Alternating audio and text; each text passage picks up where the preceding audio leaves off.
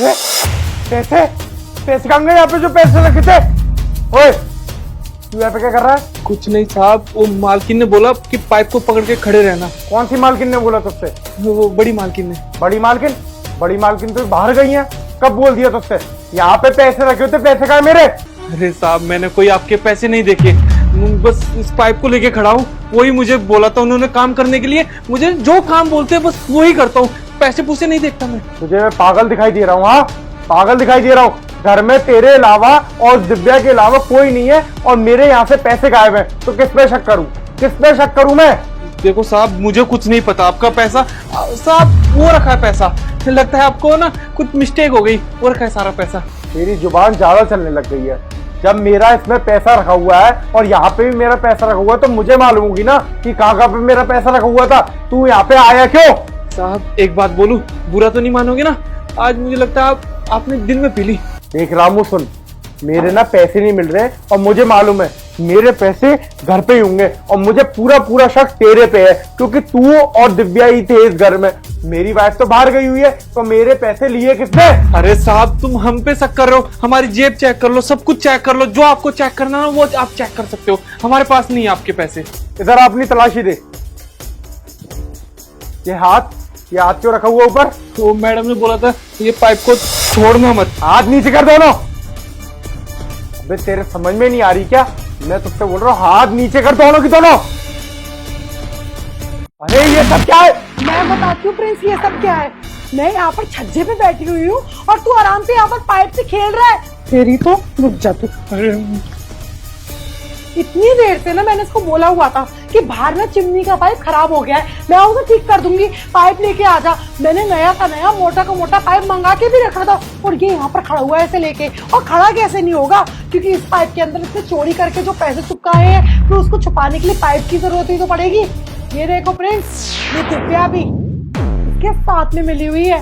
ये दोनों हमारे घर में ना बैठकर हमारा ही नमक खा रहे हैं और हमारे ही घर में चोरी कर रहे हैं। तभी तू एक हाथ हटा के दूसरा हाथ रख रहा था, दोनों हाथ नीचे करने के लिए बोला तो सर रख रहा था, इसलिए ये नौटंकी चल रही है तेरी। क्योंकि तुझे मालूम है जैसी तू पाइप से हाथ हटाएगा पाइप नीचे हो जाएगा और दिव्या मुझे दिख जाती पैसे चोरी करी हुई। अरे साहब हम चोरी नहीं कर रहे थे, बस वो ना पैसों की हम दोनों को बहुत जरूरत थी।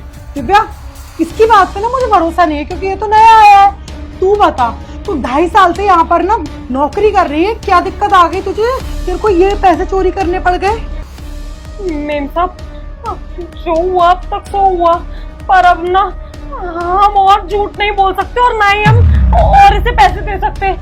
हम आपको सारा सच बताते हैं। इससे पैसे दे सकते मतलब ये कि उस दिन जब आप दोनों नहीं थे और हमारे भरोसे घर छोड़कर गए थे ना, तो इसने जोर जबरदस्ती से ना हमारे साथ में कुछ अश्लील फोटो खींच ली थी और ये उसी के दम पर ना हमें काफी समय से ना धमका रहा था कि अगर हम इसे ला के पैसे नहीं देंगे ना तो उन फोटो को हर जगह भेज देगा और हमारा पति हमें घर से निकाल देगा। तूने आके हमें बताया क्यों नहीं?